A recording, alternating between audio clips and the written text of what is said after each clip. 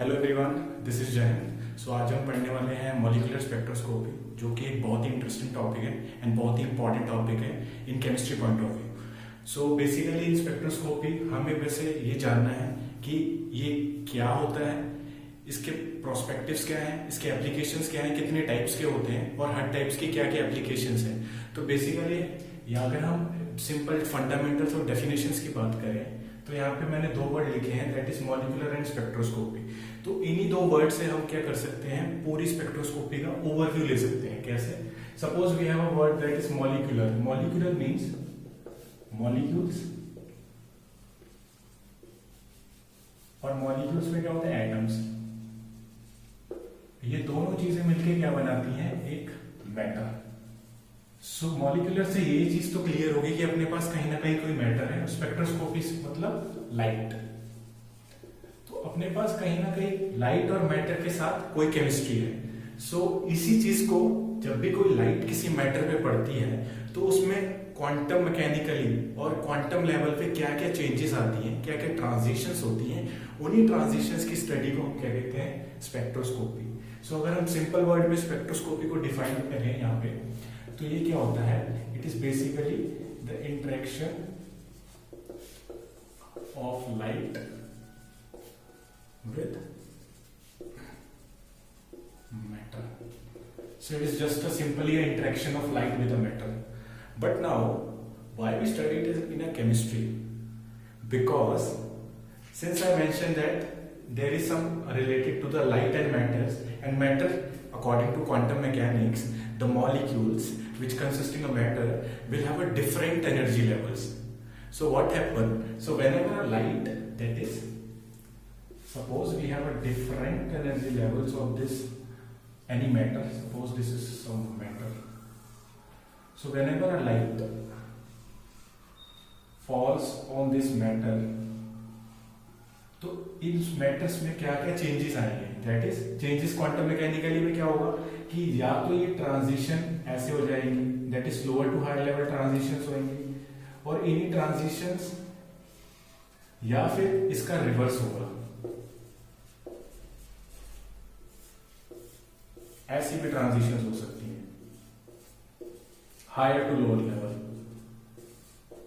तो इन टाइप की जो भी ट्रांजिशंस होती है उन्हीं की स्टडी को क्या कहते हैं हम, spectroscopy. So basically we also say that, और it is spectroscopy is a application of a quantum mechanics. So basically अगर हम क्वांटम मैकेनिकली इसकी डेफिनेशन लिखें स्पेक्ट्रोस्कोपी की, तो क्वांटम मैकेनिकली इसकी डेफिनेशन ही हो जाती है कि spectroscopy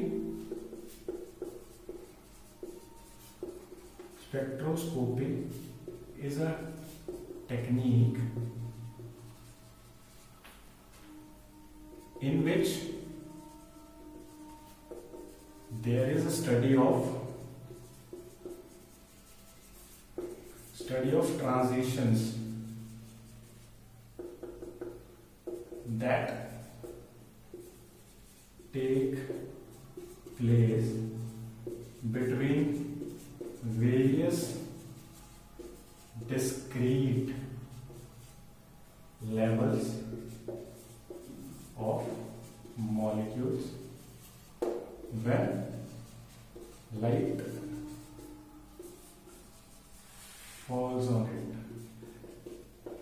So this is what basically according to quantum mechanics, this basically said that the spectroscopic is a techniques that is the study of transition that take place between various discrete level of molecules when light falls on it.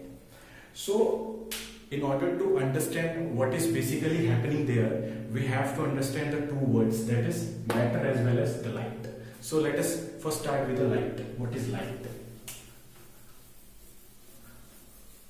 So many scientists has made their theories about the lights. So one of the scientists is that is Max Planck. So he said that light is a electromagnetic radiation.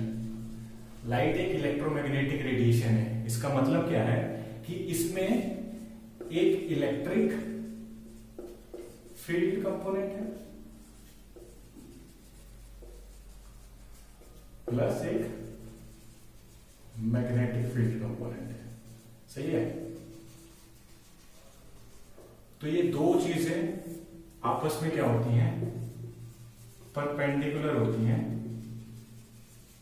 To direction of propagation.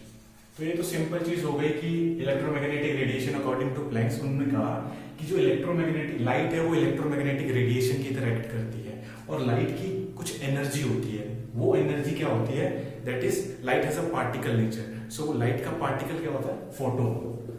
So particle of light is also called as photon, and this photon has a energy that is E is equals to h nu।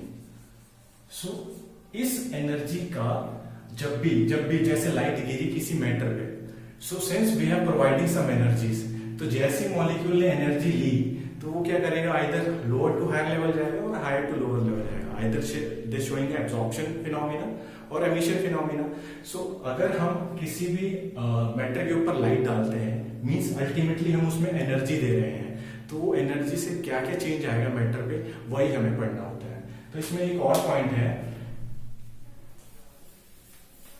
कि क्या light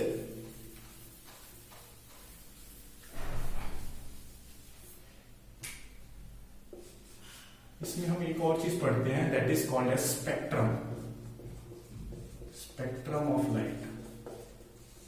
so this is basically defining the distribution of photons energies. What it means?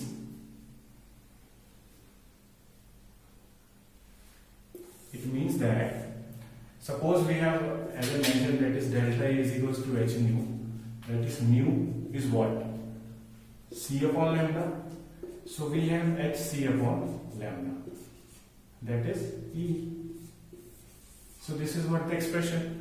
So according to this definition, that is light has a spectrum. So spectrum means we have a different regions of light, that is light has a different wavelengths, or we can say that the light has many regions where they differ in their energies as well as their wavelength. Now depending upon their particular regions, that region particular energy will interacting with the matter, this will leads to change in a properties of the metals depending upon their what kind of energy is interacting with the metals. जैसे कि अगर हम इसमें discuss करें कि what are the reasons, और we can say that the spectrum of light. So अगर हम लाइट के बारे में, लाइट का स्पेक्ट्रम पढ़ें, that is spectrum of light. Spectrum of light पढ़े जब हम, तो इसका क्या मतलब है, स्पेक्ट्रम मतलब क्या हो गया कि जो लाइट है वो डिफरेंट डिफरेंट रीजन्स में डिवाइडेड है, हैविंग देयर पर्टिकुलर वेवलेंथ। तो उसी वेवलेंथ के अगर किसी रीजन की पर्टिकुलर वेवलेंथ है तो उसके कॉरेस्पॉन्डिंग उसकी फोटोन की एनर्जी भी उतनी ही होगी, जैसे according to this expression that is delta is equals to h c upon lambda. तो अगर लैम्डा डिफरेंट है तो उसके कॉरेस्पॉन्डिंग एनर्जी भी डिफरेंस है। सो क्वेश्चन उठता है कि कितने इसमें रीजन्स होते हैं स्पेक्ट्रम में। So basically this spectrum of light having different regions will leads to different kind of spectroscopy. I'll tell you how.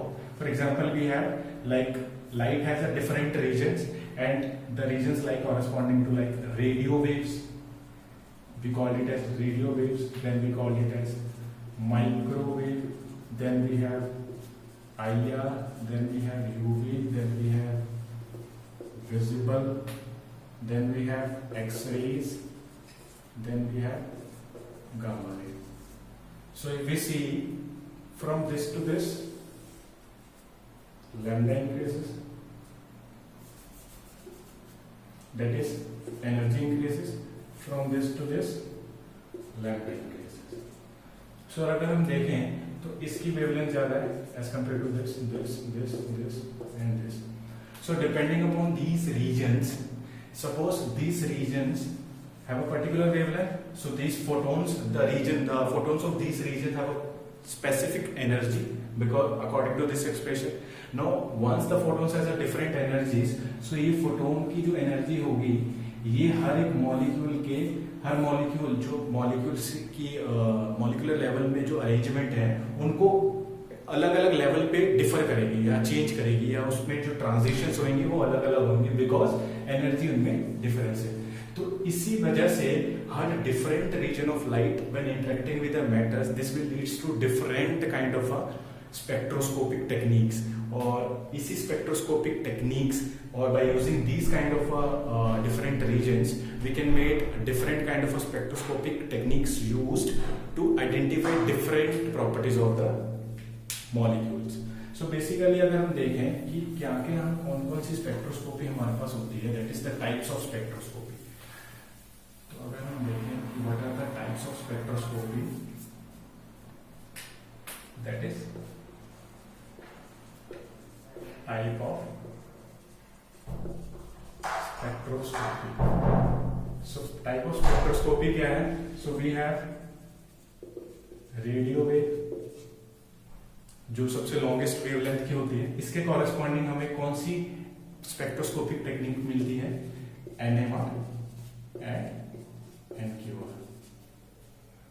और इसके बाद अपने पास आता है माइक्रोवेव, जिसके कॉरेस्पॉन्डिंग हमें रोटेशनल स्पेक्ट्रा मिलता है।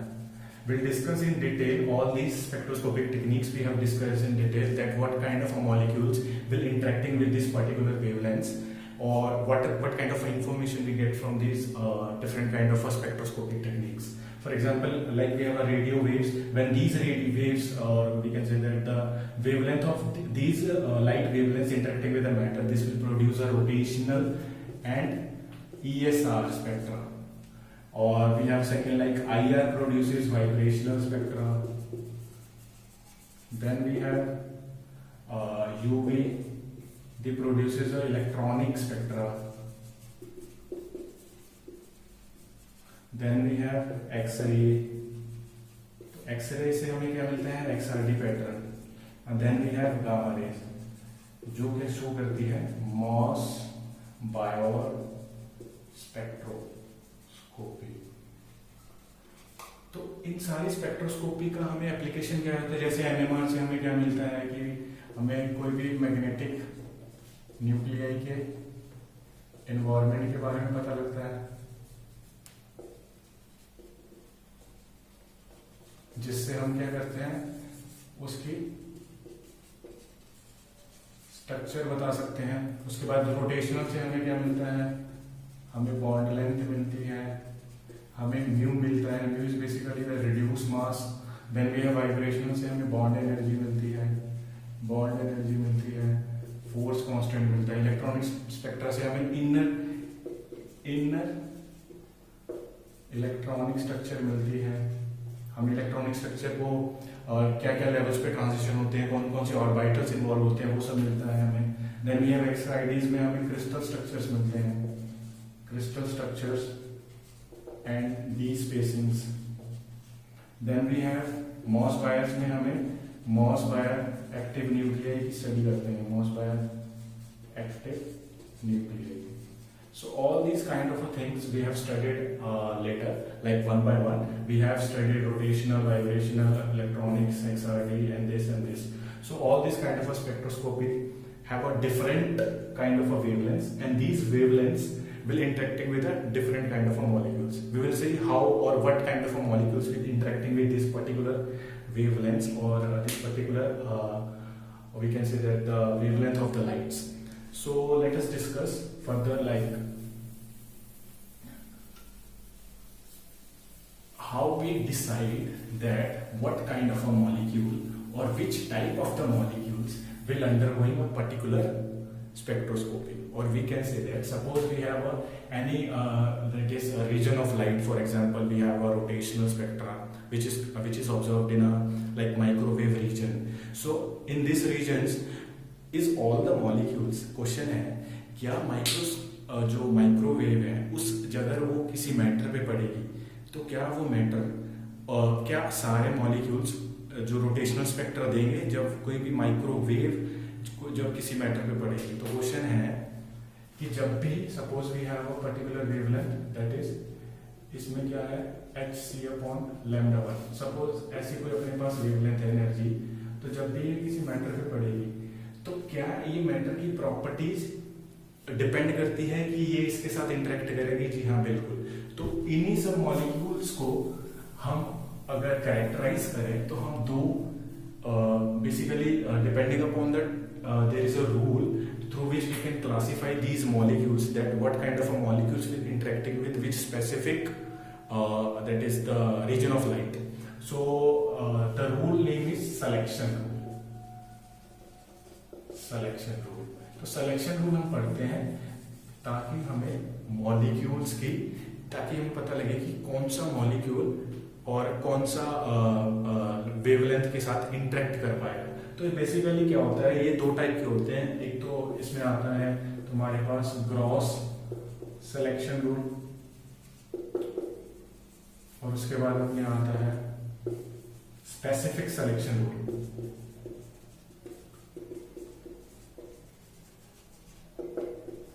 ठीक है, ये दो टाइप के सिलेक्शन रूल होते हैं। इसको तो हम स्पेसिफिक सिलेक्शन रूल को तो हम क्वांटम मैकेनिक्स से ड्राइव करते हैं, और क्वांटम मैकेनिक्स से ड्राइव करते हैं तो it somewhat related to that is transitions between various energy level. और ग्रॉस सिलेक्शन रूल में क्या होता है, it is a theoretical description that what property should a molecule have in order to show a particular spectra. So ये अपने पास दो type के होते हैं, that is gross selection rule and specific selection rule. तो थियोरेटिकल डिस्क्रिप्शन है, हम ज्यादातर इसी सिलेक्शन रूल के यूज से ही हम पता कर सकते हैं कि कौन सा मॉलिक्यूल कौन सा स्पेक्ट्रा देगा और क्या वो पर्टिकुलर स्पेक्ट्रा में एक्टिव है या इनएक्टिव है। तो वो सब चीजें हम डिटेल में पढ़ेंगे। और अब हम आते हैं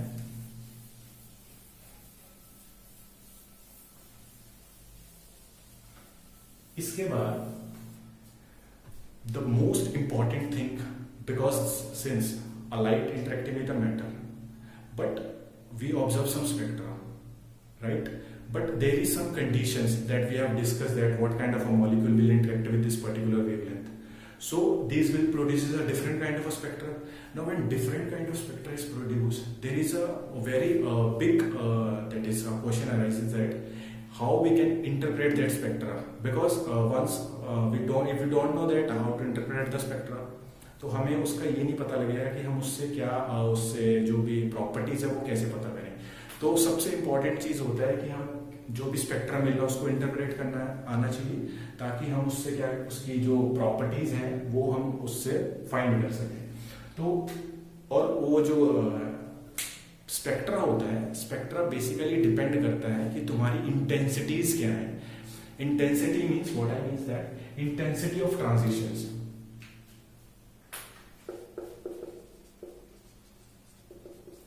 Intensity of transitions. Intensity of transitions means,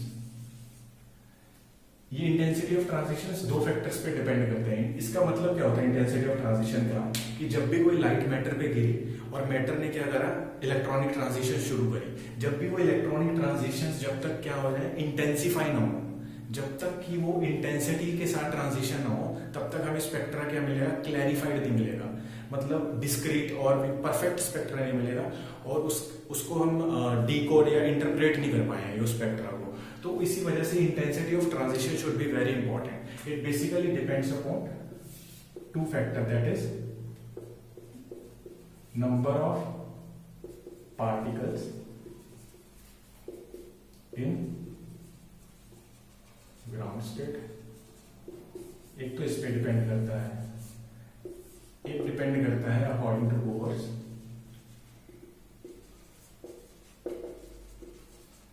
कि वही मैटर पे ट्रांजिशंस होंगी अगर जिस इंसिडेंट लाइट की suppose E equals to h nu है, तो उन्हीं मैटर्स पे ट्रांजिशन होगी जिसमें एनर्जी गैप कितना हो, delta E equals to h new.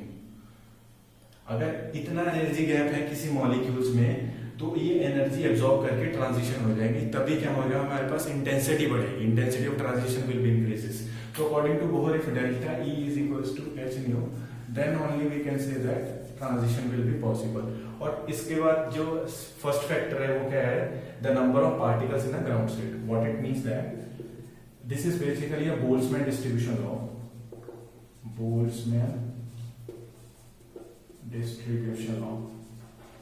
So इसका मतलब क्या होता है, इसको हम डिटेल में पढ़ते हैं, but very important है to understand the transitions of this. So इसका बेसिकली मतलब क्या है, जो बोल्ट्जमैन डिस्ट्रीब्यूशन है, बोल्ट्जमैन डिस्ट्रीब्यूशन क्या कहता है, बोल्ट्जमैन डिस्ट्रीब्यूशन, बोल्ट्जमैन डिस्ट्रीब्यूशन क्या कहता है, basically it is a ratio of number of particles in a higher state, that is higher energy level, to the number of particles at lower energy level into GI exponential की power minus delta E by kT. So this is what the expression of Boltzmann distribution law. Now what this expression tells us, where Nj is what, number of particles in higher energy level, Ni क्या है, number of particles in lower energy level, Gi क्या है, हमारी degeneracy, that is 2J plus 1, this is what called as a degeneracy, and we have delta E is a energy difference between two levels, and we have then kVT, that is called as a thermal energy. So depending upon these equations, the Boltzmann distribution law will defining the intensity. So these are the two factors which can define the intensity of the light. So this is what all about the basics of spectroscopy. So from the next class, we have just start with the rotational spectroscopy and see what kind of